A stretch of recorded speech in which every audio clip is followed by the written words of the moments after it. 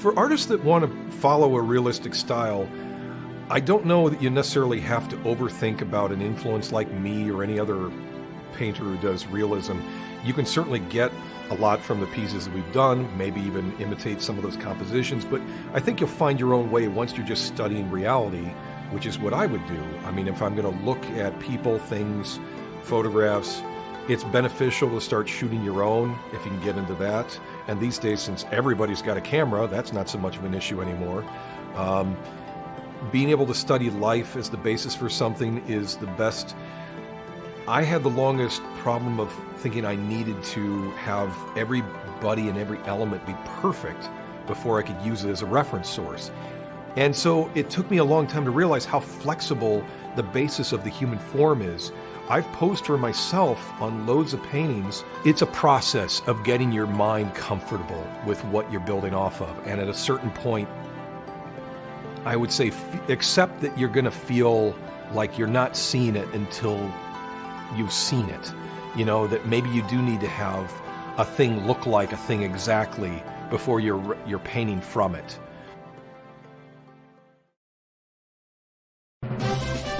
Word Balloon is brought to you by the League of Word Balloon Listeners.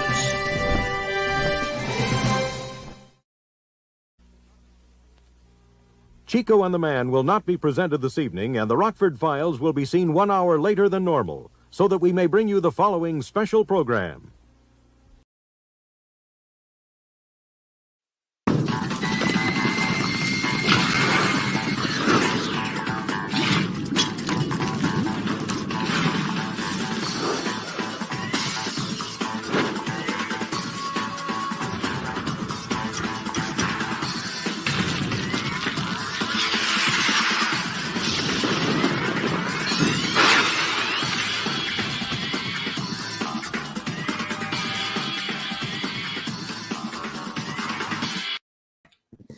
Hey everybody, we're back. Welcome back to Word Balloon Live.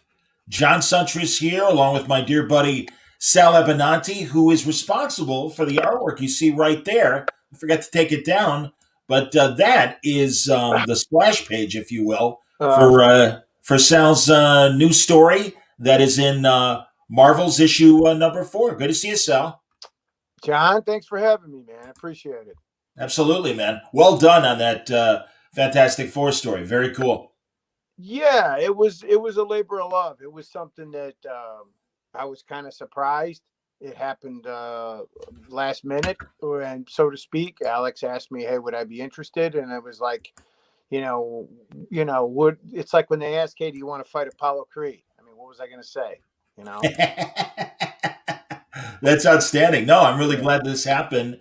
And so we're going to also talk about your Kickstarter campaign you've got underway for your original graphic novel, Hostage, and The Hostage. Absolutely, man.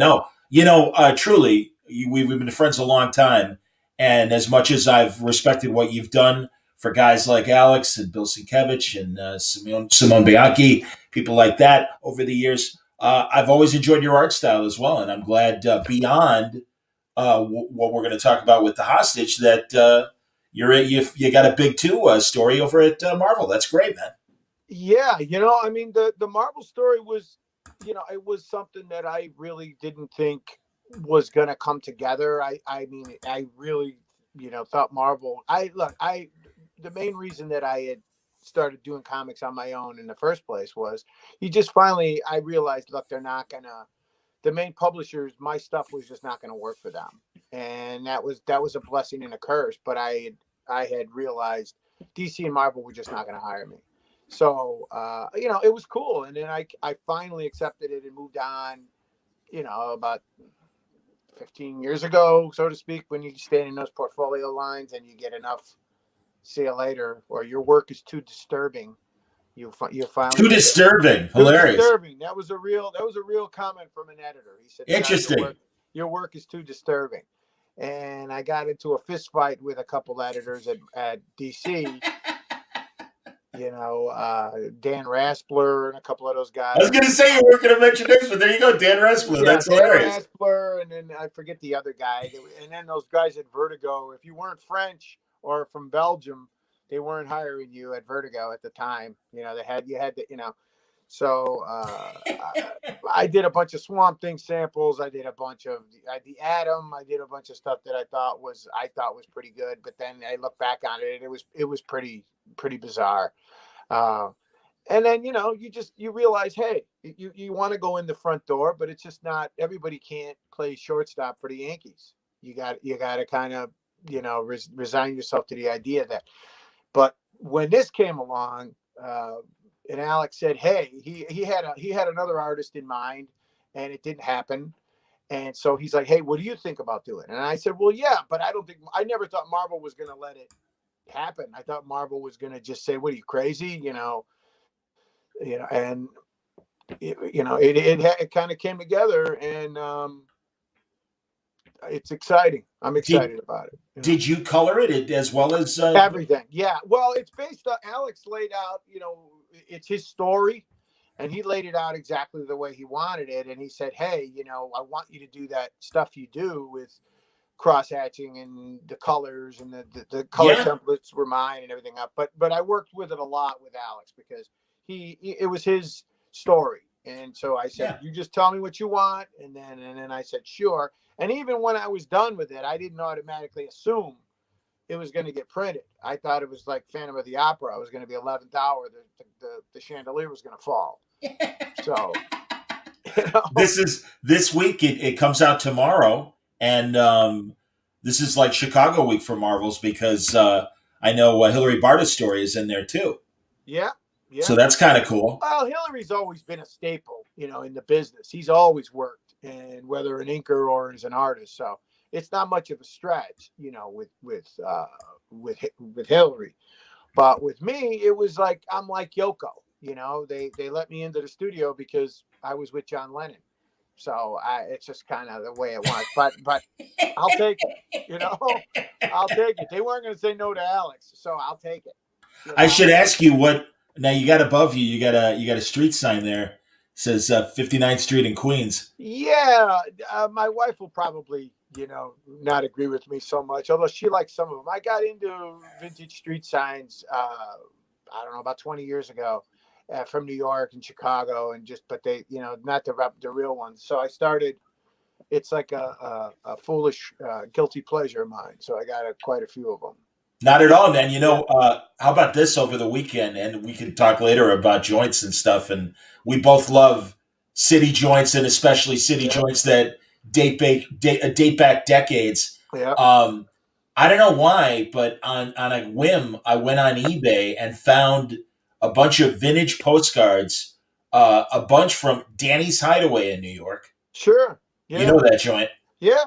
The Star Club, Danny's Hideaway, Copacabana.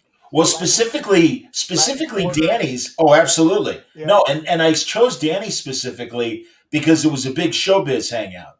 Yeah. That's where after Sid Caesar's your shows, they'd all go to Danny's to hang out. Toots Shor's. Yeah, it's like that. Yeah. And and I should look up Toots Shor. I haven't done that yet. Or look up Dempsey's too. Jack Dempsey's restaurant. They used it in The Godfather, but Jack Dempsey's was a big movie star hangout. I'm aware. The Copa and Latin Quarter and all the places you talked about. And I did look up Dempsey's, and I bought a couple of postcards from there as well. Yeah. So I'm waiting to get them. Menus too. They got old Dempsey. I got a Dempsey's menu that I'll send it to you. I got an extra. Oh, that's hilarious. No. Don't you? That's you wind up haunting eBay with these things over the years, and I mean, it just starts out as just, hey, and then the next thing I know, I've got, I don't know how many of them, but I keep them all over the place. So I blew it. I wanted to get, and I should have bid on it and bought it or really just outright buy it when I had the chance. They had a Friars Club cup with a logo on it and a saucer. Sure. And like an idiot, I didn't bid on it because I've got, and I don't know if I've shown them to you before, I have some Irish coffee cups that are from Irv Cupsonant's old Cup Show. Oh, yeah. And it's got the Cup Show logo on it. Yeah. And it's like, if you see stuff that you like, the cruel reality of as we're getting older is that, you wind up collecting this stuff for, a variety of reasons. Is that if you see something you like, don't worry, and you don't get it, don't worry about it because it comes around. There's Oh, so I hear many you. guys that constantly it means nothing to them. Their father passed away. They find it in the basement or in the Oh, sure. garage, or The thing about the street signs was after the war, when they changed the signs, they had these huge metal drives. So they melted down or destroyed. They needed the metal. So it's the same with comics. They had huge paper drives. And that's why all the Golden Age comics are so rare, because they needed the paper for the war in the 40s, and then they destroyed them all. And the same with the signs. They melted them down, and they needed because the real ones are porcelain, and then later on they started to make them. Oh, interesting. I didn't know they were out of porcelain. Yeah. So I like the humpback ones, which are the blue ones, and then specifically New York and Chicago. But in Chicago, most of them, they trashed them, and in New York they became collectible. You could buy them at they had sales where you could buy them, and then I wound up finding a lot of them. Started 20 years ago, and then now I don't know, I've overdone it. That's funny. Yeah. Another thing I bought this weekend. I remember now I grew up in the northern suburbs, and in Skokie there was a great record store called Record City. Oh yeah. And it was like Tower Records for people who know Tower. We used to go to Flipside on Foster. Flipside, absolutely, of course, Mr. Cheap, absolutely, Flipside. Yeah. My buddy Jeff Schwartz was the marketing guy for Flipside Records. Yeah, okay, yeah. So, they used to have these albums. They were from the 50s and 60s. It's ridiculous, and it was from Roulette Records, and that was the Mob label, Roulette Records, for real. Yeah. And one of the things they offered was this thing called On Stage, and it was famous actors, and they'd send you a script, and you could act out with the record a scene. Right. And I got one with Pearl Bailey. I got one with. John, listen, I can't wait to act with Pearl Bailey. I can't see you with Pearl Bailey. I can't wait. Fernando Lamas. Yeah. And Slapsy Maxie Rosenblum. I'm looking forward to that. Wow. And then Basil Rathbone. Those are deep dives, man. Come on, man. Those are deep dives. Are you kidding me? So I'm gonna turn them into word balloons. We'll have them here on the website and everything. But it was just cracking me up. You got your own little mafia of these guys with word balloon, man. I mean, it's like I'll be tooling around on Facebook, and you've constantly got. I'll turn, I'll flip through, and you'll have, William Peterson, and then you'll have Franco, and then you'll have, you'll have Glenn Beckert and Ron Sano. Well, not Sano's dead, but you'll have Glenn Beckert and Randy Huntley. Oh, he's dead too. Right, and then you'll have, one of the guys from The Score. So I mean, I never know who you're going to have on. I mean, that's true. I think I gotta make time, and it has to be during the day to accommodate his hours.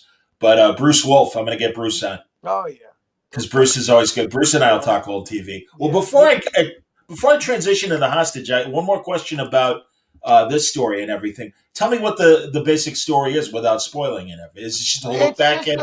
It's just about Alex wanted to Marvel was a kind of an anthology of a lot of these short stories. He wanted to get a lot of guys whose different styles he really liked. He got Lucio Perillo, and he got Adam Hughes, and he got Sienkiewicz, and he got Hillary. Steve Rude, absolutely. Steve Rude. And so just like short 8-pagers, 7 pages, 8 pages. And this story is just kind of about the Thing, and about how it's kind of a journey of who he was outside of the guy from the Fantastic Four, more of his relationship, how he met Reed in college, and what he was like basically in his head before he became the guy in the spaceship. And sure, Alex kind of wanted to touch on that a little bit, about how in his mind he's this monster, but yet to the way he's perceived by other people is not that he's this brute and he's this monster. It's only a 7-pager, and it fits. I'm in the Rob Liefeld issue. He did a recreation of a Rob Liefeld cover. So I teased him. I said, "Yeah, the one time I'm in a comic at Marvel, it's got a Liefeld cover." So, but I like Rob, so it's like, hey, I'll take it. I'm not gonna make it. I'm glad Alex is as busy as he is, and honestly, I think this collection of artists and the idea behind these stories is just Yeah, outstanding. and they just announced they're going to make it into a hardcover too. So That's fantastic. It was originally supposed to be released, in February. I'm sorry, it was supposed to be released last year, and then that was pre-COVID. And then when COVID hit, they didn't want it to just kind of get lost, so they kicked it forward and said, "Hey, let's just wait till after, And so that's why they pushed it up to now. So it's at issue 4. Which I think is out this week, actually. Yeah, tomorrow. In fact, and as Daniel says, he's going to grab one. That's one of the reasons why I wanted to bring it up. It's out this week. Right. So, no, that's terrific, man. And no, good timing that we're talking. And let's transition now to Hostage, because The Hostage is a great idea for a story. I know it's something that's been in your head for a really long time. Yeah. There's a little. Is this the front page inside the book? It's a panel out of one of the pages, but the Josh Johnson, the guy who laid the book out for me, pre-press guy, he's a great designer. He wanted to use it as the opening credits page. So I said, yeah, look, it was a cool idea. So I was just like, man, go ahead. So yeah, but it's a panel out of the book where one of the kids in the story had been shot, and then he's dragging him to try to get him out of there, and then it's just like the trail of blood. So, gotcha. I went a little crazy. This is, well, as you said earlier, Sal, that one of the knocks on your art was that it was, too intense, too disturbing. Yeah. Exactly. This is a very cool, disturbing story that actually has a lot of truth in it, along with its supernatural aspect. Give us the 10-cent pitch on The Hostage. It was I went to Rio in my roommate in college was from Brazil, and he said, hey, do you want to come home with me to Rio for over break? It was a long break. It was like almost 6-week, 7-week break. Wow. So I went to Rio thinking I was going to be David Niven. I was going to run around with a smoking jacket and an ascot and a dickie and Rio is all those things. I mean, it's beautiful. The food and the women and the beaches and everything about Rio de Janeiro is exactly what you see like in an old Ginger Rogers, Fred Astaire movie in your mind. But yet I lived with a family there, so I wasn't there as a tourist. So as I started to explore Rio more, I started to realize the underbelly was much different than the way a lot of the people live there, because it's a very weird culture in the sense that there's not much of a middle class. There's a lot of people that have a lot of money, and then there's the favelas, or there's a lot of people that are just basically working class day to day, and there's not a lot of that. So the middle class is very small. At least it was in the 80s. And there's a tremendous amount of homeless kids of these, and I'm talking like under 10 years old.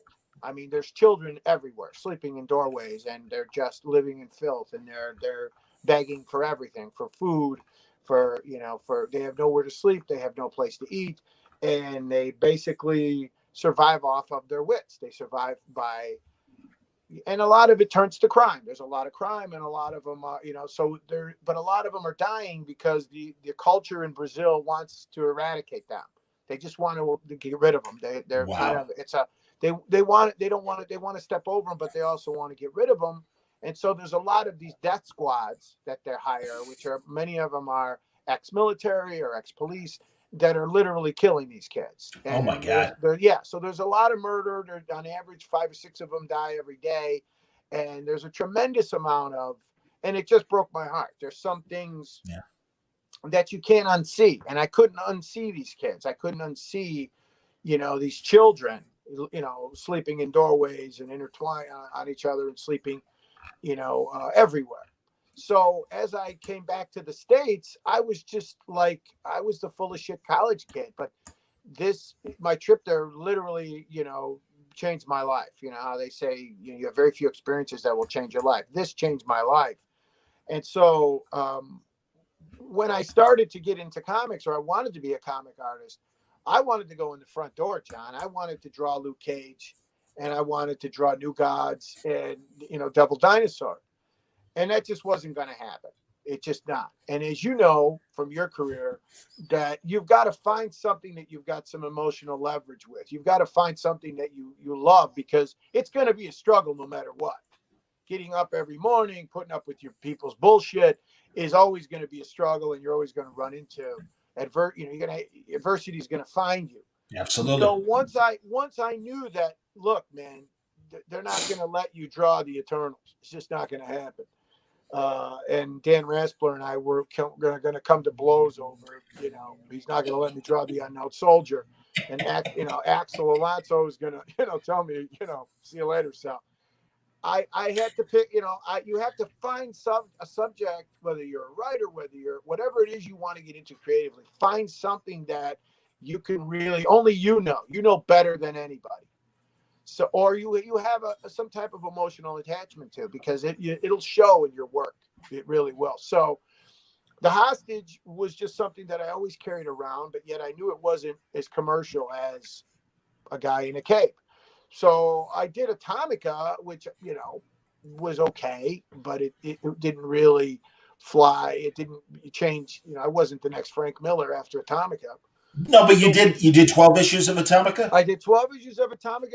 It was fine because I learned a lot, and I did it myself. And I was fortunate enough I got some great guys that did covers, and it was received well, and I was proud of it. But when I knew that, I wanted to continue, the Hostage was always there in my mind. My notebooks and everything, my notes were there, but I knew that it's a tough dive.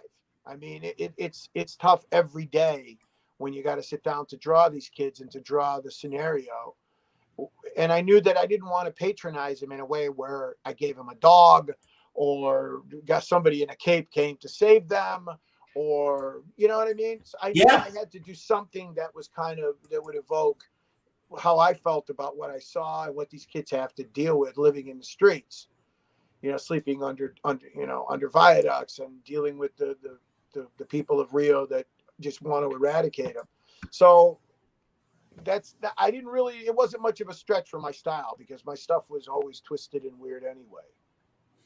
No, man, it's amazing. I, as always, have appreciated your use of color, and we saw it a bit in the Thing story, and these are great examples here. And and also, again, just your impressionistic style. And thank God, I think every decade, I think the comic audience gets a little more broader in their appeal of what works, and we go from the greatness of a Kurt Swan and that kind of depiction of DC characters to where look where Sienkiewicz is, and in fact we've got I know Bill's one of your guys, and Bill did this cover.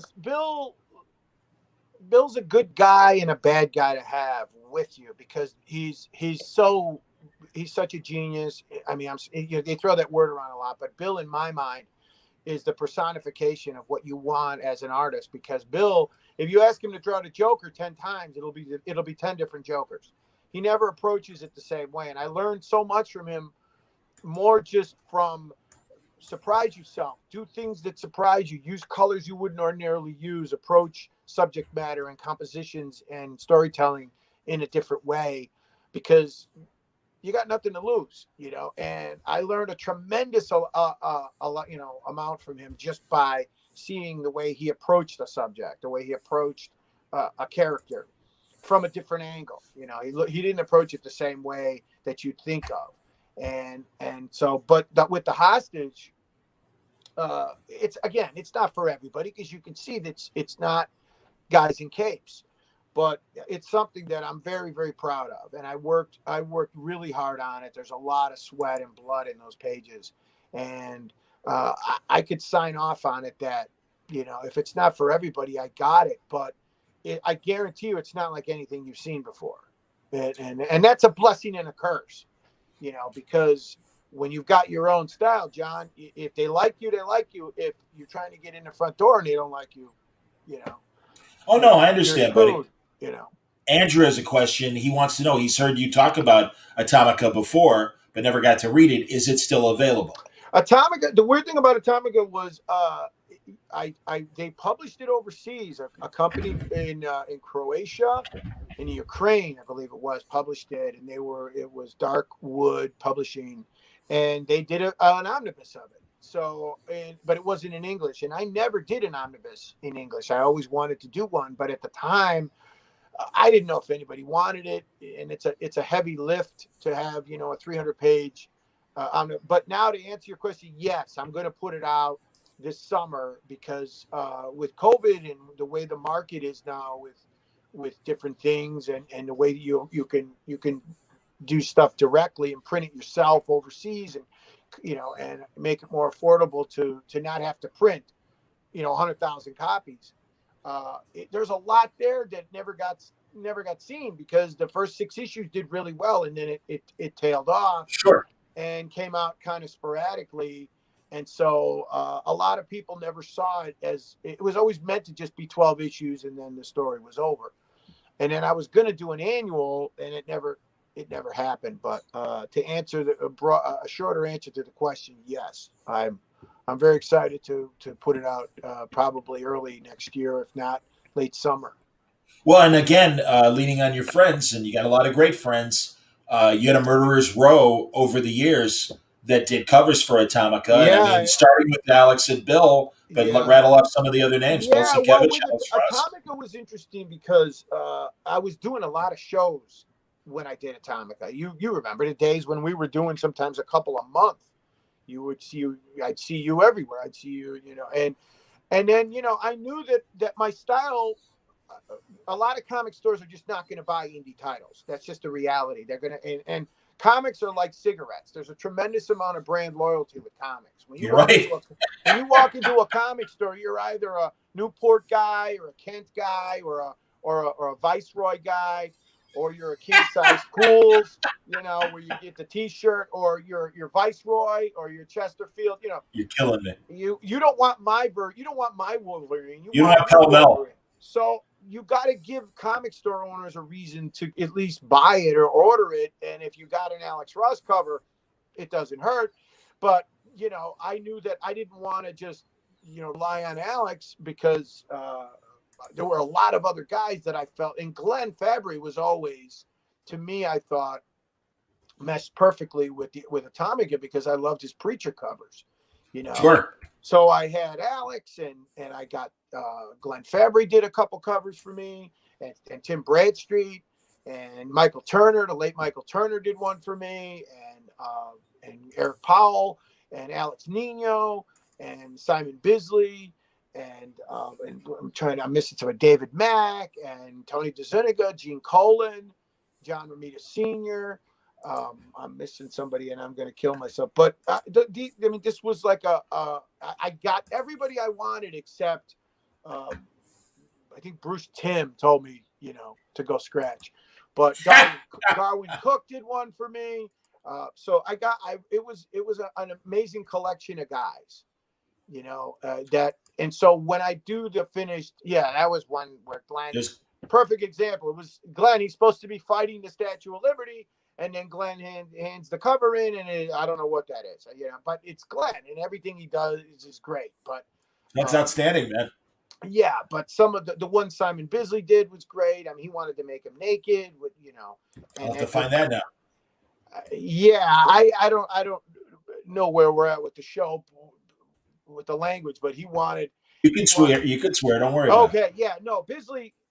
Working with Glenn. I was always the fucking Yank. I never had a name. He would call me you fucking Yank all the time. But Glenn, Atomica #2 is my favorite cover of all time. He has him crucified on the hammer and sickle, and it's an amazing piece. And so he was on the fast. He was tight with Simon Bisley, and Simon Bisley, I knew him from seeing him at shows, but we weren't really tight. So my friend Buzz put me in touch with Bisley. And Bisley's like Glenn. They're like characters out of fucking Game of Thrones. They're like Vikings. These guys. They holler and yell and they call me names. So Bisley calls me at like 2 a.m. because I don't know what time it is in England or you know, he's over in that part of the world. Right. So he's like so you know you're a fucking Yank. What do you want? And I said, well, he's just. I don't like to art direct. I mean, I basically just say, look, as long as the character's in the cover, you do what you want. I'm not going to art direct these guys because Lord knows they know what they're doing. So Bisley goes, well, he's naked, right? And bald. And I said, yeah. And he's wrapped in a Soviet flag. Biz, and he goes, well, can I give him a big cock? Can I make his cock the hammer? And I was like, well, Biz, if you make it an adult cover, then I got to list it in diamond in the adult section, and they'll never order it. So that would be a cool cover, but not this time. No hammers. Although you can make a lot of money in porn, but no hammers, please. And so he did a great cover for me, and it was no hammer, even though John is naked in all these covers. But okay, that's 11. That's Bisley. Yeah. All right, excellent. And then here's a group shot of all 12 covers. Yeah, that's Simone all the way on the top left. That's Simone Bianchi, and Claudio Castellini that's another one of my favorite. And then Eric Powell, has really been a good friend over the years. The guy from the Goon. Tim Bradstreet was the fourth one. David Mack, and then Buzz, and Michael Turner, and then Glenn Fabry, and then the next one, that's my favorite one. That's Glenn Fabry, and then Alex did an amazing number one. Yes. Yeah. So, and then I got other guys to do back covers. I actually had guys do back covers too, which was, wow. Yeah. Well, that's all going to be in the omnibus. That's all going to be in there. I literally, you remember it used to be, you'd go to Artist Alley, John, and it used to be Murderer's Row. You'd have all the Filipino guys sitting together, Rudy Nebres and Alex Nino and Tony DeZuniga and Ernie Chan, the great Ernie Chan. Ernie Chan, yeah. And Gene Colan and George Tosca. And those guys are all gone now. Yeah. They haven't all died, but you don't see them at shows that much anymore. No, you're right, man. No, they are sadly. No, they're at that age, man. It's they're passing away. It sucks. Yeah. Steve. God, he was young. Steve. We lost Steve Lytle, obviously, a week or two ago. Yeah. So it's it was just Franco. It's like it's good to see him back in men's clothes, but he could be a little bit of a pain in the ass when he wants to be. You got to do Franco's Facebook video show that he's doing now. I didn't know he had one. I mean, he just started doing it. When does this guy have time for all these? Tell me about it. Plus, he's teaching. He's got a busy life. That's what I'm saying. I mean, I have a newfound respect for teachers, man. Let me tell you. After having to take care of my kids here, I'm like Nurse Ratched over here, man. Absolutely. Here's Hillary. Hillary, we were mentioning the fact that Hillary, you and Sal are in Marvel 4. Yeah. I mean, Hillary tomorrow has been in I think he inked part of the Bible, Hillary. I mean, he's been pretty much. Comics. He's been in comics a long time, man, and there's nothing that guy doesn't know. First time I met him, I was telling him how much I enjoyed from the late 70s, his Plastic Man. Yeah. Yeah. In fact, when I met Hillary, I think he just did that book Stupid for Image. Sure. It was right around that time when when Alex was doing Marvels, and I think he did that.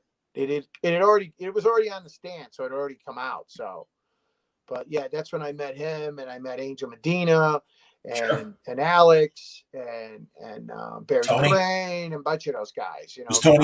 Was Akins here back then or no? Yeah, Tony Akins, Mitch O'Connell. A lot of those guys were part of that Thursday night comic crowd, and that's where I met my brother-in-law Ken, and I married his sister, and Am I wrong, Hillary? Was it early 80s? I apologize. He says late 70s, right? No, I think he's making fun of me. Late 70s. Late 70s. Well, because you're 89, Hillary. We understand. That's all right. Right. Yeah. There's no shame in that. We celebrate the other. It's all right. But there were a lot of good guys that we would and it was good because you'd see what they were doing. You'd see their work, and it was like it really kicked you in the ass because you knew if you thought you were good.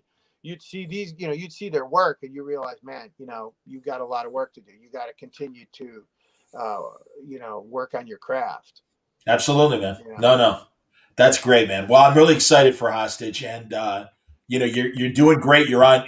Christ, it just started yesterday or today. Started yesterday. Yeah.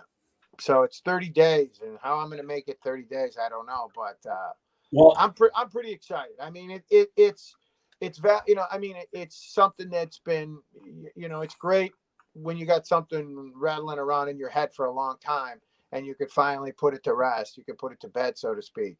and it's a it's a very personal project. It's a personal kind of Yeah. There's a lot of things in it that were, I mean, some of the early pages I did 10 years ago, without exaggeration. I mean, Well, we've known each other for 15 years, yeah, and I know you've been talking about it for a good long time, and yeah. I you're mean, working on it as well. kind of tough because you don't, in comics, there's almost like this. A lot of creators, or especially small press guys, everybody's got that project. Everybody's got that. It's like when I worked in advertising, every copywriter has a book that they're working on. They're the next great American novel. Sure. And I didn't want to talk about it because most guys talk about their indie projects and they never get done. They never do them. So I just thought, you know what I mean? I'm going to shut up about it until I get it finished. Is this family over here that's wishing you well? It's my niece. Yeah. That's adorable. Yeah. That's very cool. She's good people. Yeah. I got the video trailer that you made for the hostage, and let's show it right now. As Johnny Carson used to say, all right, watch the monitors, and you at home watch your television. That's right. That's right. I'm Sal Abbinanti, and I'm here on Kickstarter to ask for your support to produce my 115-page color graphic novel, The Hostage. Hostage is set in the streets of Rio de Janeiro, based on the plight of the street children that live in the favelas.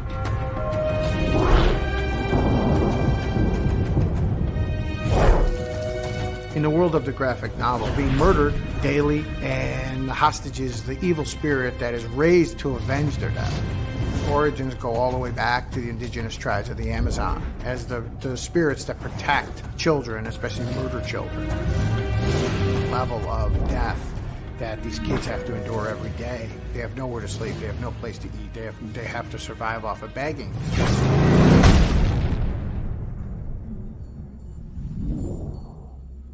There were nobody in capes that were coming to save these kids.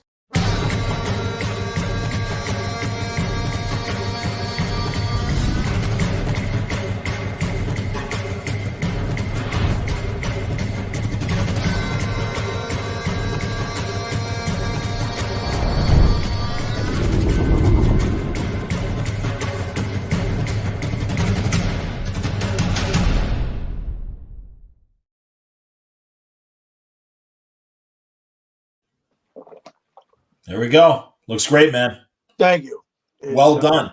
I'm curious because much like Atomica, I don't know if you created that Soviet mythology for Atomica or if you got it from somewhere else. But as you mentioned in the video, the spirit of the hostage kind of comes out of Brazilian mythology. Yeah, well, there's a lot of. I mean, the interesting thing when you're in Brazil, there's a lot of religions that are practiced there that are based on that came from the slaves that were brought there. That were come from the indigenous tribes from the Amazon. So there's a lot of mixing and a lot of crossover of these voodoo, and there's Mbiji and there's Umbanda, and they're practiced everywhere. They're not like underground. You see the offerings they leave on the beach for the spirits to come and take. You see on street corners, you see so you see a lot of this being practiced. Sure. And it's some of it is the boogeyman. They're scaring off evil spirits. They're scaring off protectors and who's of things that could possibly do them in. And when I was traveling around a little bit, I stumbled on a couple of street fairs and bazaars where they're selling relics and things from the tribes of the Amazon. And I found a couple of relics, these carvings. And I asked the guy what they are. And he said they're carved by, the indigenous tribes to scare off the evil spirits and protect their children from the natural predators of the Amazon. So I thought this was fascinating. So I actually brought one home. Hang on, I'll show it to you. Yeah, hold on. I'm gonna solo you there. They stopped me at the airport and they X-rayed it because they thought I filled it with drugs. This was what the hostage was based on. This was from an indigenous tribe in the Amazon, and it was meant to scare away evil spirits and protect your children from the natural predators of the rainforest, which are jaguars and snakes and anacondas and everything else. And so I thought, when I brought it home, the two didn't meet. And then when I started to put the book together and think about, I wanted to do a book about these kids, that kind of was like, that's where I thought, hey, I needed to create some kind of narrative there that was based in reality, but yet it was the boogeyman. And it's really just, evoked more out of a dream than anything. The hostage is more of a dream of the children than an actual tangible thing. But because, again, there is no happy ending. It's still, in fact, the situation there is much worse than it was when I was there. Wow. No, that's amazing, man. Yeah, I still got it. I brought this home in 88, 89. So yeah, that's it didn't help me get any work in comics, but it looks, it looks pretty cool. No, it's awesome, man. I remember Customs when they stopped me, they really thought, yeah, right. So they stopped me right away with that. And they went and x-rayed it like 5 times because they thought I was a drug mule. Exactly. Yeah. Hilarious, man. Yeah. Daniel has a good question. He says, since it was created over 10 years ago, do you see an evolution in your art style? Yeah, a little. I mean, you see your approach changes. You sit down and your beats of your narrative of how quick you want to tell a story. And with The Hostage, originally, I was working with Andrew Dabb, who's a great writer, and he's the guy I worked with on Atomica, and he became the showrunner for Supernatural. He's got he's a big guy in Hollywood now. Sure. And it didn't come together. Andrew was just real busy, and it didn't work out. So I had to drop it with him and do the whole thing myself. So there were parts of the narrative, to answer his question, there are parts of the narrative that were a little bit longer. I think if I did it again, I might tighten them up. But sometimes you start to fall in love with your own drawings and you just keep going. But yeah, I would say the first 6 or 7 pages, a couple of them are in the clip. Those are like 15 years old. Some of those were the original ideas with like big pens. I mean, I laid those out with like, straight markers and flares. Remember flares? You buy them. Sure. I used everything on Atomica. I mean, everything from big pens, flares, colored pencils, anything you could think of to get you there. It came together that way. No, I understand, man. And again, I'm just kind of rifling through images here to show people. And again, it's the use of color and the blending of color. I don't even know how the hell you do it, man, in terms of the overlays of shading and everything. That page right there that you just put up, that's kind of a personal one for me, because that's based on some kids that I actually they do a lot of drugs. A lot of the street kids, they sniff glue. They hold the bottle up to their nose, and they sniff like, it's puffing. Yeah, and there's a lot of that. And then what happens is they talk about it in the book. Over time, the black part of their eye they lose their iris. Their whole eye becomes black. Jesus. So they're like, they got the eyes of sharks. So they look like their eyes are very. And you see these kids, and I'm talking like 9, 10, 11 years old. I'm not talking about teenagers. Yeah, heartbreaking. Not West Side Story. And when you're walking down the street and you run across these kids, you could kind of, when you see their eyes, there's something that's not there, and it kind of speaks to you in a real strong way, Hey, Karen's chiming in.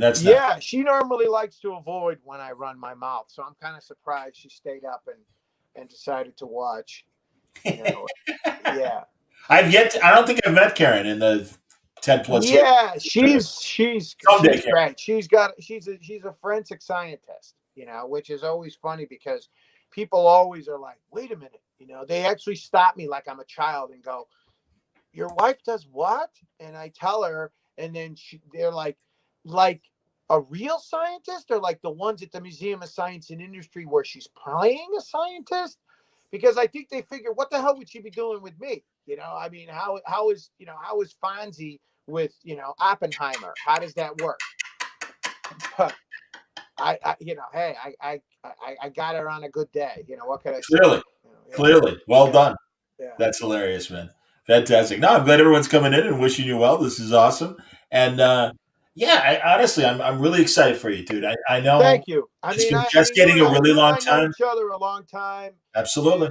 And it's great, and I've seen what you've been doing, and it's great through all this and through everything that's happening with COVID that you've taken this, not just in stride, but you've kind of taken the situation and really springboarded with this. And well, thanks, man. And I was always pissed off on like all these guys you had on. I was always like, my God, you're literally like the modern day, Cup, Irv Cup's in it, because you turn on Irv Cup's in it and he'd have, Jack Brickhouse and Bozo, and then next day he'd have on Nixon.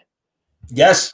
But I remember he had William Conrad, Bill Cosby, Mamie Van Doren, right, and a writer, and I can't remember who the writer was. Yeah. But it was like the weirdest group of people, and they're all just. And he got him. I mean, he got every A-list guy. I mean, when you get presidents, that's it. I mean, who else are you going to get other than president? Absolutely. Well, he, if people know from the coast, he was of that Walter Winchell era of big press agents. And he was the big press agent of Chicago. Right. So, and back then all the cities were kind of their own islands of media and publicity and everything. Yeah. You had Earl Carroll in LA, you had Winchell in New York, and you had Cup in Chicago. Yeah. And so, if there was a big road tour of a stage show or even a big movie premiere that would go city to city, right. Cup was the man that they talked to. Yeah. And he held court at the Great Pump Room. And you had the Irv Cups booth, and he was Chicago entertainment, and for years ran a gossip column in the Sun Times. Yeah, and we followed all. and then the thing, there's a lot of people that are doing podcasts, and there's a lot of people that everybody's got a podcast, everybody's got a show now, and it's great if that's your platform and that's what you want to do. Who's gonna? But with you, it's different because this is something that, you do it really, really well. And it's something you've been doing this a long time. So it's not like, you're just like, oh yeah, But just like you, and truly, man, and I've told you this before, we're cut from the same cloth in terms of, I got my radio jobs, and I had a great 30 years in Chicago radio, and I loved every minute of it. And who knows if it will continue or not, but that's okay. Sure. And meantime, much like you with The Hostage and Atomica and some of your other ideas, I'm pursuing my own things with the skills that I have. And if they don't fit in traditional TV and radio, that's fine. And thank God I've got the platform here on Word Balloon to do these kinds of interviews and the kind of show I've always wanted to do. Well, you're doing a good job, man. Thanks, buddy. Because like I said, you don't just pick the obvious stuff you like. You pick everything. You pick everything related to comics. Because you have a lot of guys on a lot of times. I'll be honest. I don't know who the hell they are. And I'll look them up. I'll go, who is this guy? And there'll be a lot of great small press guys, or guys that are doing indie books like me, or guys that and I've discovered some guys that I normally might not have, known who they were or really got into it, but I saw them out with you, and that's Steve.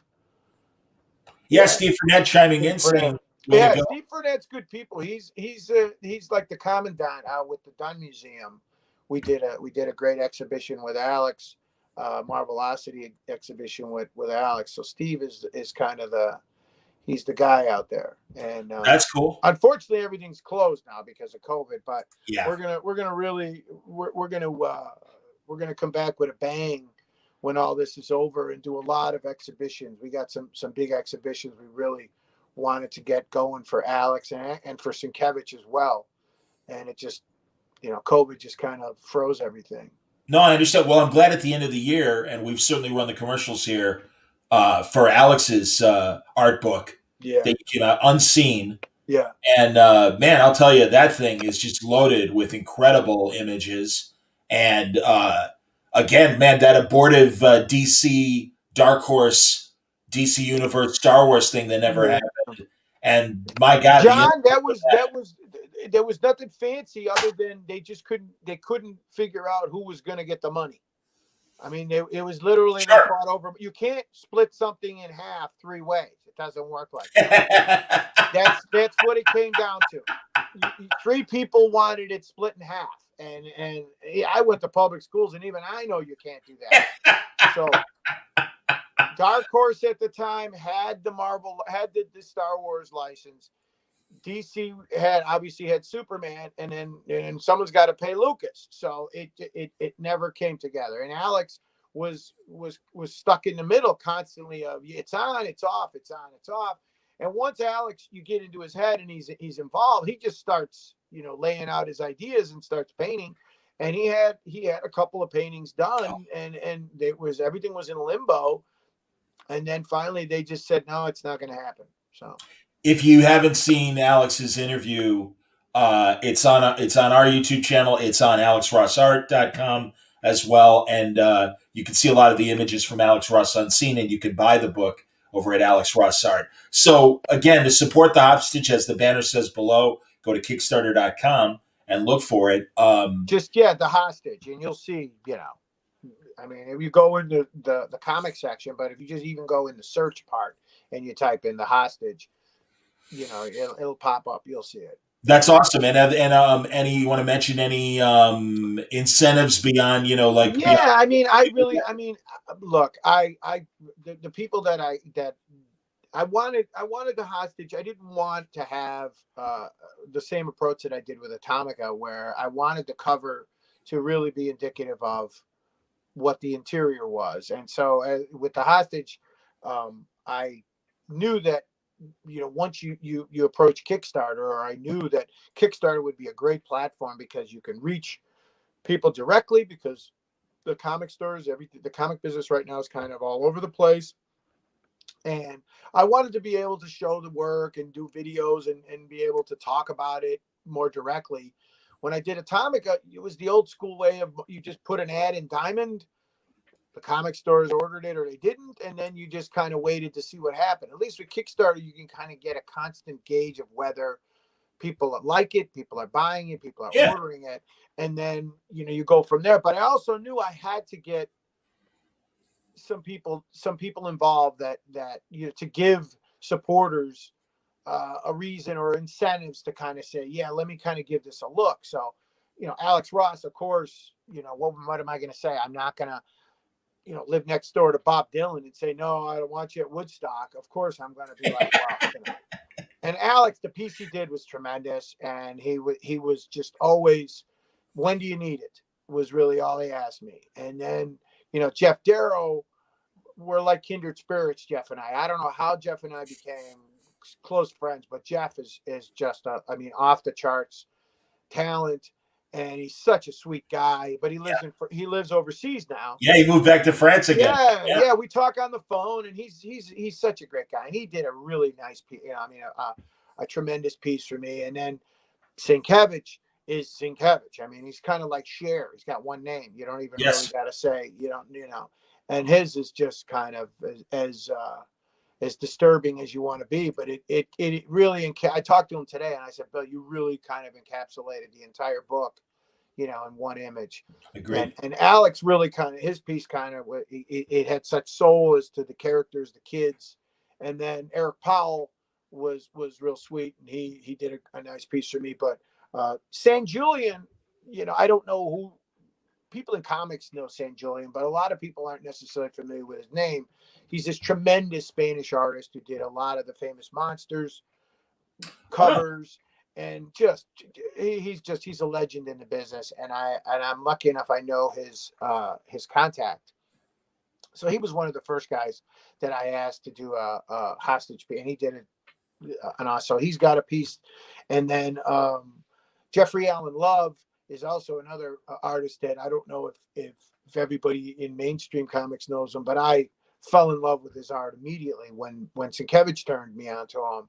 And he did one of my favorite pieces in the book as well. So they're offered as a lithograph package is one of the stretch goals. I'm offering the book in Portuguese and in English because I wanted the Brazilian. But I mean, just a PDF in Portuguese, not a printed version yet. I'm hoping to work with a Brazilian publisher depending how the book does. That's and great. And a sketchbook of kind of all my layouts and my designs, but also, smaller groupings, bookmarks with all the art on them of all the images, sticker packages, slipcase. I'm doing a lot of original art. I wanted to do a version where I felt, let's see if I got any here, where I felt people could get an original piece of art, if they chimed into it. So I hand painted, some postcards. These are, That's great. yeah, these are kind of, each one is one of a kind. And if you order a certain, that level or that kind of, you get an original piece of art. Again, it's a postcard size. It's not, yeah, but that's awesome, man. But I also offer another. If you want an 11 by 17, I'll do an 11 by 17. I mean, I'm not going to come and paint your house, but I'll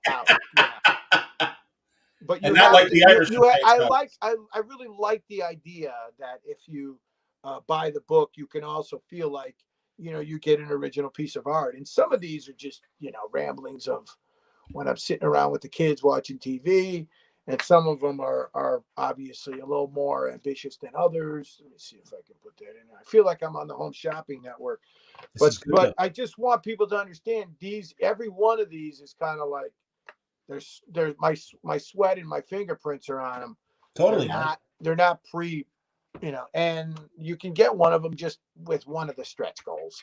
That's beautiful. Because I thought it's cool. Because I've ordered stuff on Kickstarter myself, and I always like getting an original piece of art, especially if you feel it's the only one and it comes with the book, because then you kind of feel like, hey, at least I'm dealing with the artist directly. I'm dealing with the creator one-on-one, which is also what I really liked about Kickstarter. I like to be able, I like the idea that I'm not just putting my book at the store and then wait and see what happens. I'm actually, fulfilling the orders, and thank God for Chris Roop over at Roop's Comics, because I'm working with him and on order fulfillment, John, because if you don't fulfill, your responsibilities and your orders with Kickstarter, people are not going to give you a second chance. Totally.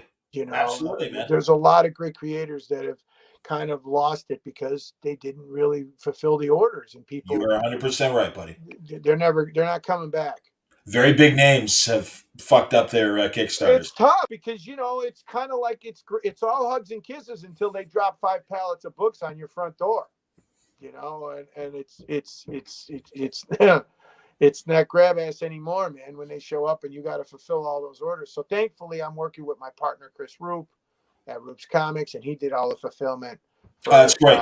For the guys at Aspen. Aspen has been really supportive. Hey, great. Hey, that's awesome. Yeah, Frank over at Aspen's been really cool. We've had a relationship with them for a lot of years because we've been setting up across from each other at Comic-Con. Yeah. For almost 20 years. I mean, when Mike Turner was still alive, we would hang out a little bit. And so when I needed a little bit, when I said I wanted to do this, I mean, Frank was one of the first guys that, got on the phone with me and said, hey, get ready to get your ass kicked because it's a lot of work. And man, John, I am like a $2 whore at a naval base. I am. I know you are.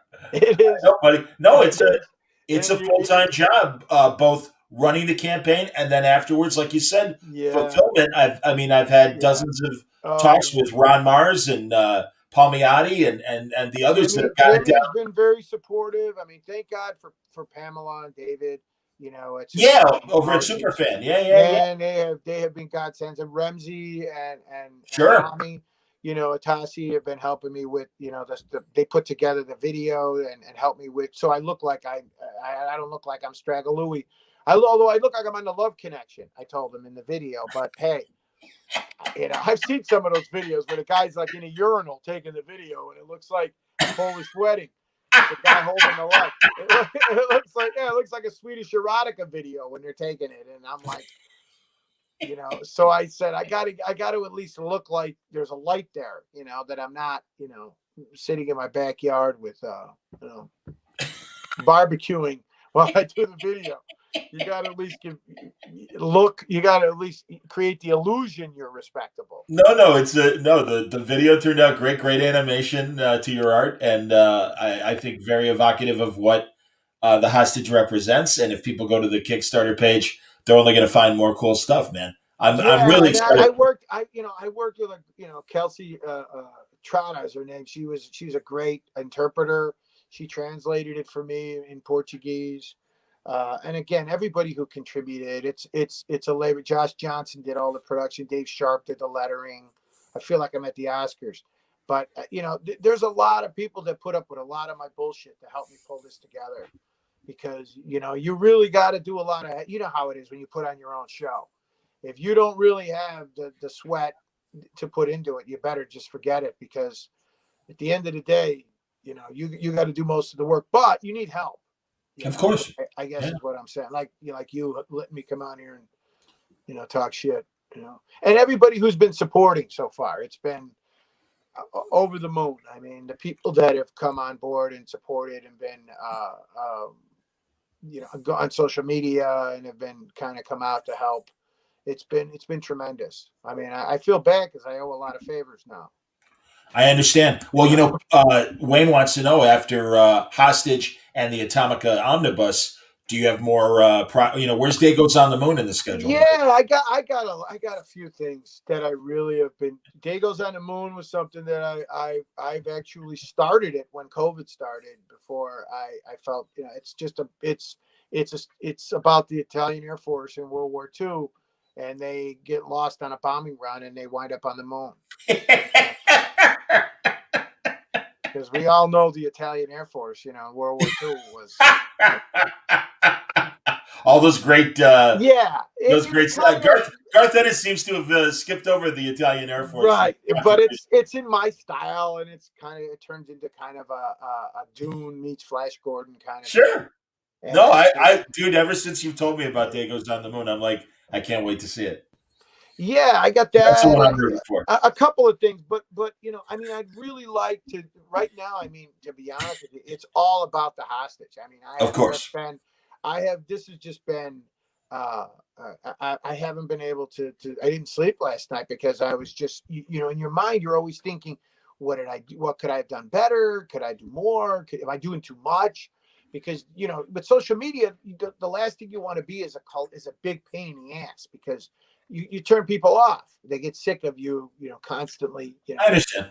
But yet, you got to bang the drum. You got to get the word out. So you got to find that happy medium of being a pain in the ass and not being a pain in the ass. But my wife will attest that I'm a colossal pain in the ass. So, but the great thing is, you had the Hollywood Reporter article, and also sci-fi.com, Sci-Fi Wire had nice coverage of you. I saw that. Yeah, and that's Pam and David.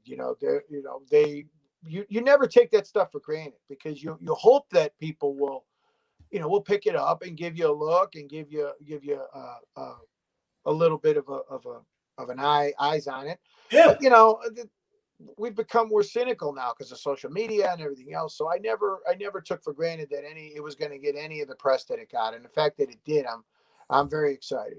I mean, but I just want people to see the book, and hopefully they'll like it. And even if it's not their cup of tea, they'll go, yeah, it's cool. I'm looking at what Franco's saying here. What the hell is he saying? You got to go to the Paisanos to do pinups, and I guess for Day Goes on the Moon, of course. See, he wants that Italian book. Exactly, man. Sure. Yeah. Did Franco get Simone Bianchi to draw something for you on there? Simone, there was no Luca this year, and Simone did a really nice piece for me for Atomica, and so did Lucio Perillo and Claudio Castellini. And wow. Gabriel Deloro is another, big fan, great guy, good, wonderful artist, absolutely, good friend of mine. I mean, we don't hang out, but I know Gabriel really well. He's a great guy, but the timing didn't work out with Gabriel. But for the hostage, I had to kind of lean it down, and then with COVID, there's a lot of problems getting art in, and so I didn't ask Simone this time. And Lucio, Lucio just gets better every time. Lucio Perillo, if you're not familiar with, if you ever see his painting demonstrations, that he does, where he always does these videos of him because he does these fine art oil painting. Lucho's just it's just ridiculous how talented he is, and he's in Marvel actually. Alex picked him as one of the artists. He did a Hulk Wolverine story. Very cool. Yeah, and he's ridiculously talented guy. Claudio Castellini, I talked to a little while ago. He did a great commission for me of the Surfer and Galactus that I asked him to do a long time ago, and he finally, because his list was so long, he finally got it in. He's a maestro. He's probably one of the best out there now.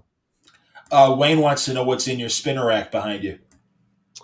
Stuff I grew up with, Tuska, Iron Man, Kirby, Thor, John Buscema, Conan, Joe Kubert, Weird War. Cool. I put some Atomicas in there to look good. Iron Fist. Just stuff that reminds me, spinner rack stuff that reminds me of when I used to buy comics at Stoya's drugstore on the corner of Bryn Mawr and Broadway. And my wife's not crazy about it. She's like, how long is that going to stay? But, I'm going to move it to my studio eventually, but I've been moving it to my studio for 10 years and it's still sitting here. I just bought this weekend a Nick Cardy Aquaman cover. Yeah. And I love those. I love that period of Nick Cardy was just the best. Yeah, it's important, with comics, it's important, and even the smell, can kind of, it's like hearing an old song where you remember things, that there's that sense memory. And I'm like that with old comics. I like comics around, and I've got all the old Third Eye Black Light posters that I had when I was a kid.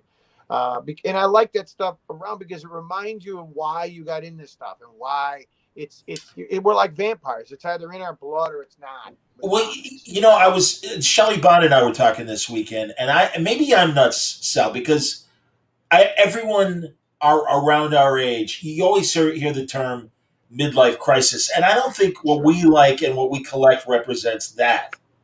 I really think we're the first generation, and it will continue with the people younger than us. We don't let go of our toys the way that and the way that our older relatives did.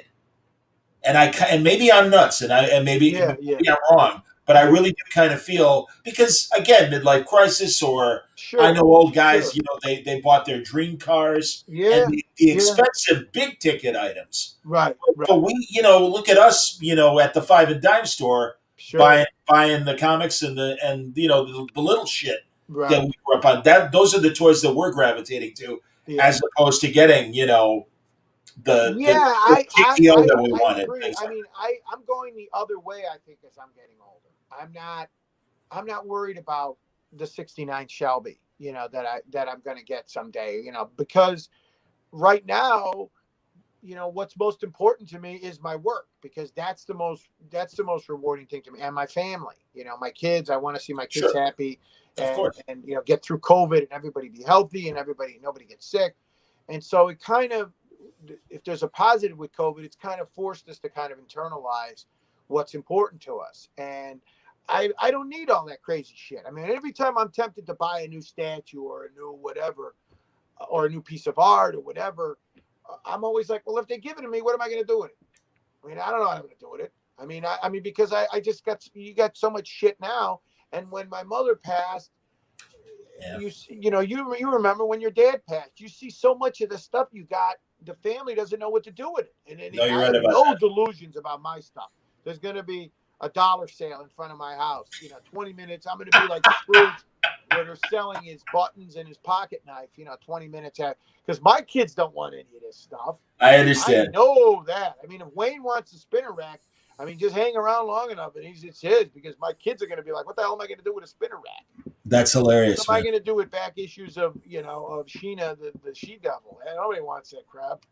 No, you're right. I'm looking at the original art that I've got in frames, and as much as my nephews love me and love heroes and superheroes and stuff, they'll be like, yeah, I don't need this. That's all right. I started collecting old signs because I felt they were historic. They were little pieces of history. They were really there. They could talk. Did we talk about the Fran Lebowitz Netflix show? A little bit, but we were on. It was when we were on the phone. We didn't go into Yeah. Yeah. No, and that's what I'm saying. And I'll mention it on the podcast now because not only you but Bendis has been texting me about it. Yeah. And man, I'll tell you again, anybody who appreciates the history of old cities and stuff, listen to Fran Lebowitz talk about New York. And she's 16 years older than me. She's from she was born in 50, and I actually 14 years. I was born in 64. Yeah. But yeah, it's no, and I love her observation. She's brilliant. Yeah. And I love her. When she does interviews and conversations, she's incredible. I mean, it's for me. It's always been. I mean, and I'm born and raised in Chicago, and I'm in Chicago. But for me, it's always been about New York. I mean, I love New York. I mean, even as a kid, all the comics, everything happened in New York. I mean, and so my first time I was there in the 70s. I mean, it was like Blade Runner because you remember New York in the 70s was rough. You're not wrong. But it was but for me, it's always been about New York because it's there's an energy when you walk down the street that you don't find anywhere else. And whatever it is you're into, whatever religion, whatever books, whatever art, whatever music, it's there. Yes. You went there for the exchange of ideas. You didn't go there to find the new world. If you wanted the new world, you were a rancher. You went out west. Right. And bought a farm. You went cut the frontier, yeah. Yeah, you went to New York. You were looking for opportunity. You were looking for a job. You were looking because you wanted to get in there. You were a writer. You were an editor. And for me, I mean, to this day, when I'm overseas and I'm at a con and artists come up to me, young artists, and they go, "Hey, should I move to New York and be an artist?" Because they still think the comic business used to be everything was based in New York. Now, because of FedEx, right, you can live anywhere. But the first time I was there, I knew I'd go, "This is it." I mean, Tony Bennett said, as soon as you leave New York, you're out of town. Yeah. And I love Chicago, and it's more livable than New York if you got kids. How you live in New York with kids? I'm talking about Manhattan. I don't know, but good luck. Me, yeah. I've had a love affair with New York my whole life, whether it's the restaurants or the history of it or everything, and that's where all this crap that I collect came from. Well, with my background and stuff in broadcasting, I mean, God, New York was, the one of the first major cities, even before, LA and everything. Right. And even as Hollywood grew and stuff, New York still had and still does have, a good vice grip on media and a lot of things. Yeah. And you're right. I mean, and the arts, of course. So no, my God, I mean, when I started going regularly, I didn't start until the 90s. And it was a blast going to the Society of Illustrators, or the old haunts, and then whatever survives, because as Leibowitz herself says, they're constantly rebuilding. I think yes, no. I mean, the problem with New York is that with it, you've got capitalism, and capitalism it stops for nothing. Capitalism, you're never gonna quench its thirst. So if something's in the way of making more money, they knock it down. I mean, if they knock down Penn Station, they'll knock down anything. I mean, totally, man. No, absolutely. So if you like something in New York, usually in your lifetime, you'll live to see it torn down. You'll live to see it go. Absolutely. I mean, with the exception, that's what the city is, as Leibowitz herself says. She's like, no, that's what happens in cities. You're always progressing. You're always changing. That's all right. But no, but you do. You appreciate the Chrysler Building. You appreciate the Brill Building. Grand Central Station. I mean, what's practical about Grand Central Station? Chinatown has changed a lot. I used to love to go down to Canal Street and you buy swag, and there was a lot. And still got a lot of old Chinatown when you go west of Canal. You go to Mod and you go to some of the other. But there's still a lot of those streets that you can go. I mean, Broome and Prince and down when you get into Soho. That you could it's not what it was when you had the artists that were there and you had, sure, it was a different time, but it's still New York. I mean, there's still something that's very powerful about that city. And whatever it is you think you're ambitious or you want to be ambitious about, trust me, in New York, they don't give a shit. I mean, that's what I love about New York is that they set you up with asking you where you're from. New Yorkers will always do this to you. They'll go, where are you from? And The minute you start to answer the question, John, that's when you realize it's a setup, because they give you the look of they don't give a shit. Because if you're not from New York, you're not from the center of the universe, and that's why 9/11 was such a tremendous emotional scar for New Yorkers, was because they believed New York was the center of the universe, and they got hit. They got attacked, and to them, everything else is a flyover city. They call it. You got. Oh my God! Well, from my years in sports talk radio, I'd get the Lupicas and the other great New York writers, Dave Anderson back in the day, people like that. Dave was usually cool. Mike was a little dick. He was a little cock, and absolutely there was that superiority of all right. Absolutely, I'm talking to the farmers now in Chicago. Well, it's the same way when you go into a meeting. When I go into a meeting or a meeting with a gallery owner or whatever, I know going in that they automatically, it's working against me when they find out I'm from Chicago. So I never tell them I'm from Chicago. I just start talking to them, and then you just leave it alone, because it works out to your advantage that way. When you don't tell them you're from, another place. That's funny. Just let them talk, because they really don't give a shit about your opinion. That's the other thing. Always, they don't want to hear your bullshit. But yet you got Cat's Deli, the best hot pastrami in the world. Absolutely, man. Carnegie's gone, Second Avenue Deli's gone, but we still got Cat's. That's right. And and you've still got Il Molino and Patsy's, and you've got some of the best Italian and Chinese. Elaine's, God damn it, Sardi's, of course. Sardi's, Franco took me to Sardi's. That was like the great thrill of my life to be at Sardi's. Il Molino, down, near NYU is probably the best Italian restaurant, one of the best Italian restaurants, in the U.S. And, you go down to Chinatown with Fletch for dim sum, and it's and you buy a $6 Rolex. And the comic stores, they got great comic stores. In Chinatown, they got good comic stores? No, not as many as it used to be. Well, but Manhattan, certainly Midtown. I used to go and I'd hang out with Buzz. Buzz turned me on to a lot of smaller comic stores, mom and pop stores, and most of them, unfortunately, are gone. Midtown Comics, really kind of swallowed a lot of them, because they've got such a great collection. Oh, that's an epic store. My God, absolutely. Yeah, but St. Mark's Comics was a mom and pop one. You went down, I think they're gone. And there's a few of them. I mean, I think Forbidden Planet is gone. I could be wrong, but last time I was there not too long ago, and I went in there. But they've still got some great comic stores and they used to have a lot of great art stores too. And there's still a couple. But Bill turned me on to a couple really good art stores. Down the street from Midtown, same street, there was a great a play bookstore that specifically focused on stage plays and buying scripts and stuff. Right. And it was outstanding. And it was funny because my two friends that I lean on to stay in New York when I go for New York Con, they're playwrights and actors. And it was funny. I told them I went to Midtown, and they're like, "Oh, did you know about this store?" And I'm like, "Oh, I went there," meaning the script store and everything. No, it's that's the thing, and that's especially in big cities, and they are dropping still. Yeah. But independent bookstores, independent music stores, that's what makes New York great, man. Yeah. I love it.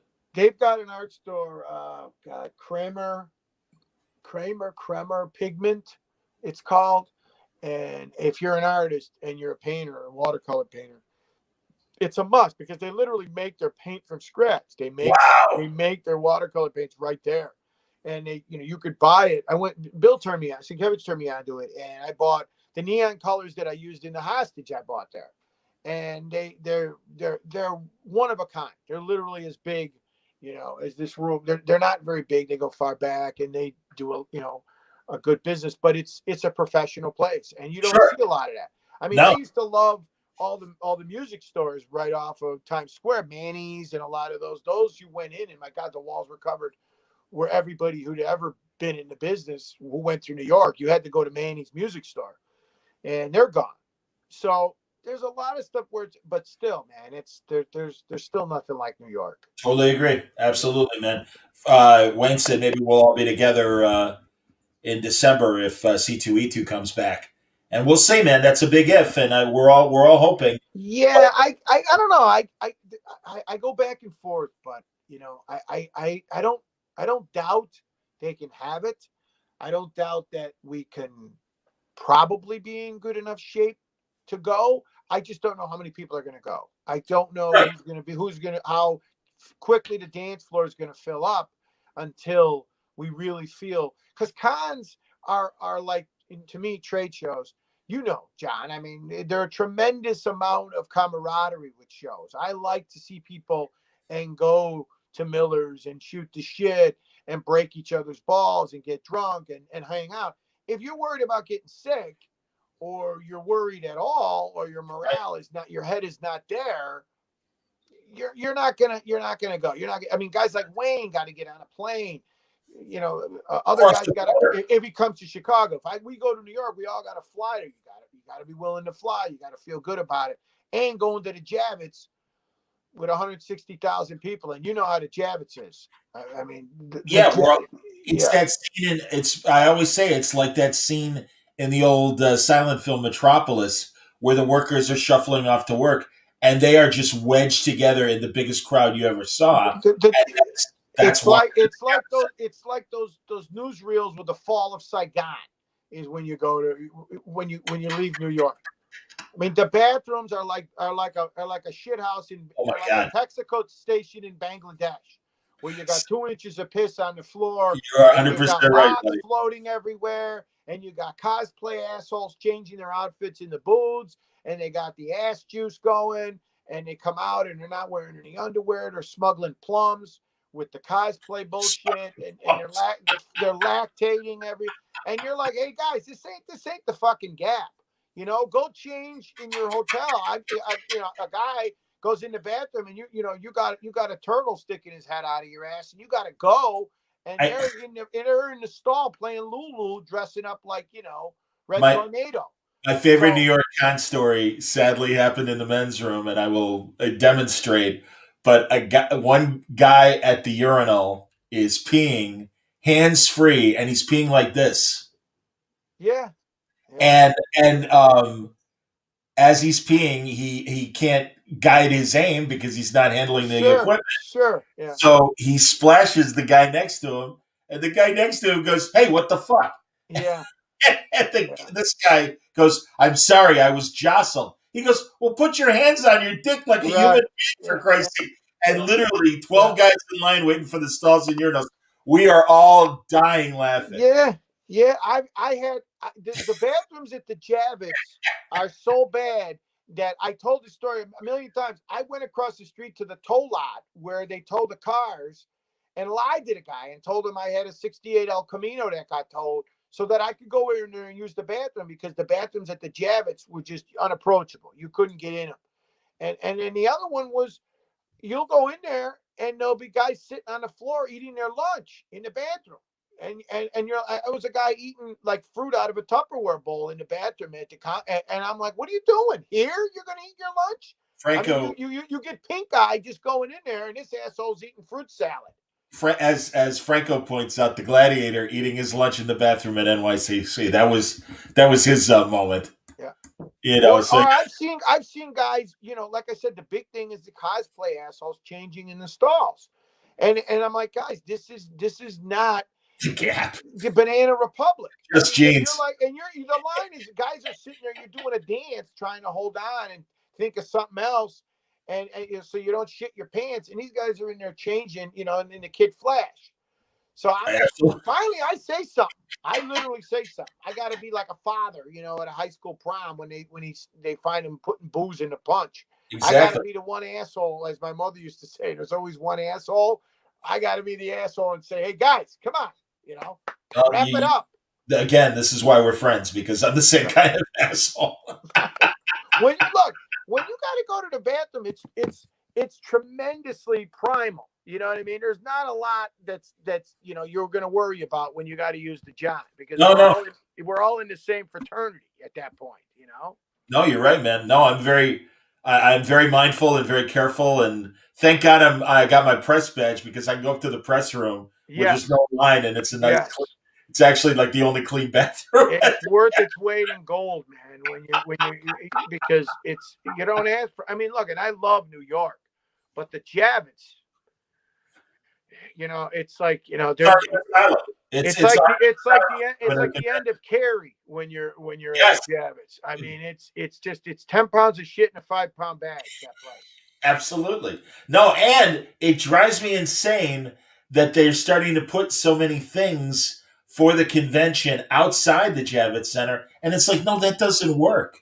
Because now it takes me an extra hour just to get to the other place, whether it's the Hammerstein, or it's or even the Garden. They have shit at the Garden. Yeah. And the Garden is like a half-hour walk away. No, I mean, listen, the cool thing about the Javits, especially now, we haven't seen it because when we were there, everything was still under construction, is the Hudson Yards area that's across from the Javits Center. Yes. Tremendous amount of development over the last year. And there's a lot of restaurants that are close, a lot of hotels that are close, walking distance. You've got the meatpacking district is right there. A lot of restaurants, they're all walking distance. So it's gotten better. Depending on the weather, it's more attractive than it used to be. San Diego, because there's stuff to do. Used to be you wanted a cab or you wanted a sandwich, you had to walk all the way up practically to Times Square to get it sandwich because you just and for good luck finding a cab. I mean, around the Javits. I mean, it's absolutely because they don't want any part of that shit over there. No, crazy, man. Too goddamn funny. Yeah, good stuff, Sally. Well. C2E2, we'll see. I mean, look, I want things to come back because you want to believe that everything is going to get back to normal. But I think it will. Unfortunately, I mean, it's February next week, and it's wait and see. Well, yeah, and I mean, listen, I know, and it may not be until a year from now that everything's finally, or even a little longer. God only knows. Yeah. But it's funny. I was watching American Experience, the PBS documentary show. And they were covering the polio era. Yeah. And polio was just as bad as corona, and if not in many ways worse. Probably worse because you thought you were worried about your kids. If you had kids, polio was worse. Yeah. The greatest fear in the world. And by the 50s, Jonas Salk comes up with the vaccine, and polio is no longer a problem. I think we got a lot of work to do, but at least I feel now we're driving in the right direction. Well, and I think truly, and again, I think it's the one thing that I think the former administration did do right in certain ways was put all the effort into getting the vaccine, and to come up with a vaccine before 12 months is a real miracle, and you can't deny that. Yeah. And again, that's the scientists that did that. Right. And again, we go from there, and now we're seeing the problems that they didn't pay attention to with distribution and facilitating the vaccine and stuff. Right. But the current administration obviously understands the responsibility and is doing and it's treating it like it is. It's a national emergency. It really is wartime. I mean, I really think that everybody's got to pull their head out of their ass. I mean, I think we should you should be able to get a shot at Starbucks. 100%, man. A shot at Walgreens, a shot at at CV. I mean, you should be able to anywhere get a shot. It's not going to happen. Everybody knows the obvious, but I think we'll get there. And I got a good feeling about it. I think, I heard today Delta's going to start bringing back a lot of pilots in the spring because they think that as more people are vaccinated, more people are going to go on vacation this summer. I don't know about San Diego. I mean, I think San Diego is going to try to have something. I don't know. Obviously, it's not going to be Shangri-La like we're used to, but it'll be back. I mean, 22. Eventually, yes. 22. I mean, it'll be back. I'll be there, miserable, standing on my feet in dress shoes for 14 hours, and and shitting in a spackle bucket just like every other year, and eating Mrs. Fields and Diet Coke, for 14 hours. Trust me.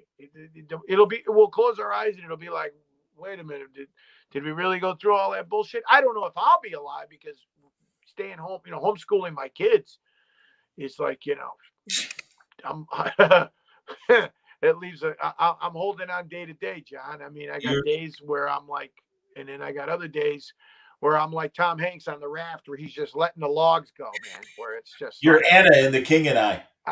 Yes. A lot of homeschooling going on. Right now, I told my daughter, we were watching Lion King with my daughter, and I said, she's like, the part where Scar is in charge of the kingdom. She goes, yeah, it's kind of like the way it was with Trump. And then when Scar left, all the color came back. And I'm like, yeah, okay.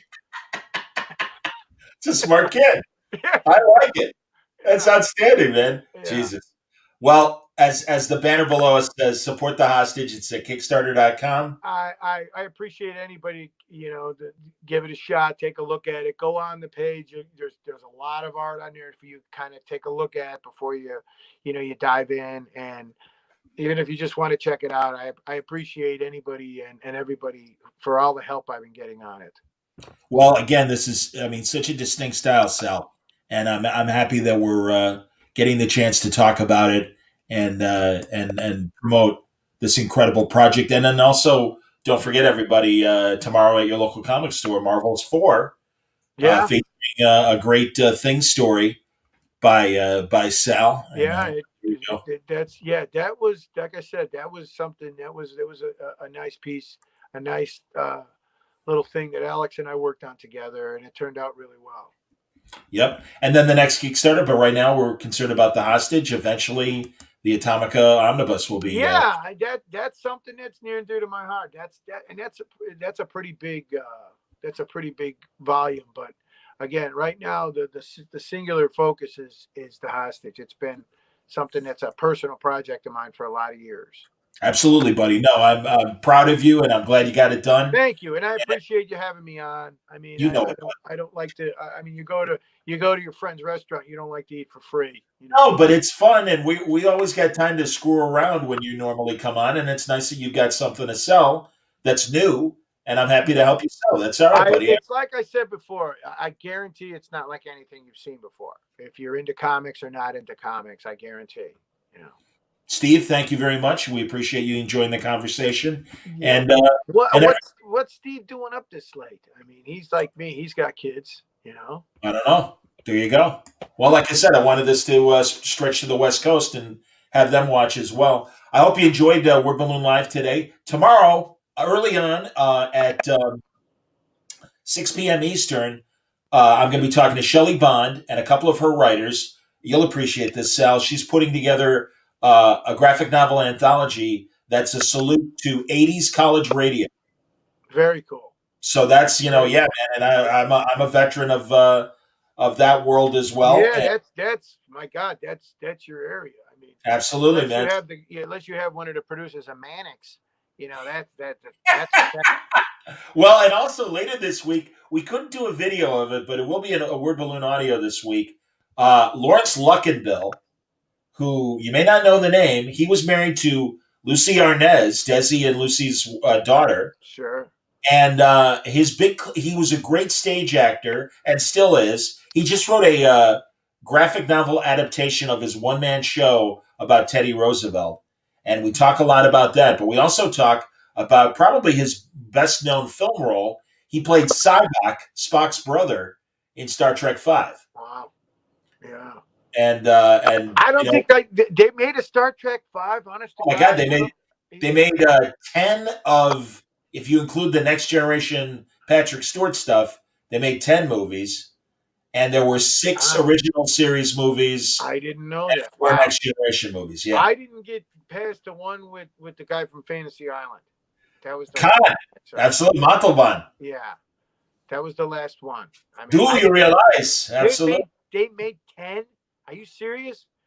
Okay. Yeah, Star Trek 6 was the last one with the original crew. I was blown away to discover that Lucille Ball had a lot to do with the creation of Star Trek. Can you imagine? I mean, my God, what she made, if she realized what Paramount made off of Star Trek after she sold it to them. Well, and unfortunately, Star Trek kind of broke the studio. Yeah. It was an expensive show, and she had to sell to Paramount, and they just wanted the studio space that Desilu took up. Right. But it's too bad because you got to give Lucy. Brad Meltzer and I talked about that. He wrote a kid biography of Lucille Ball, and he's like, nerds, don't forget, man, Mission Impossible and Star Trek that all happened because of Lucy, and he's yeah. right. And then the greatest television theme ever is Mission Impossible. Oh my God, yes, Lalo Schifrin, absolutely. Lalo Schifrin. Yeah, he did Starsky and Hutch too. Great movie soundtracks as well. No, Schifrin was amazing. Yeah. So Luck and Bill will be a Word Balloon Audio this week. I got Shelley Bond early tomorrow night, and then late tomorrow night for our West Coast talk. Yeah. Jason Inman is coming back talking about a new Kickstarter that he's got going. So it's Kickstarter week here at Word Balloon Live, but that's all right. Lots of great projects to make you aware of. Certainly, The Hostage is a great example of that. Go to Kickstarter.com and if you can, at least enjoy the art that's there and give it a good look. I think you'll appreciate it. Thank you, Sally. Thank you, everybody who was watching. As I always say to wrap up every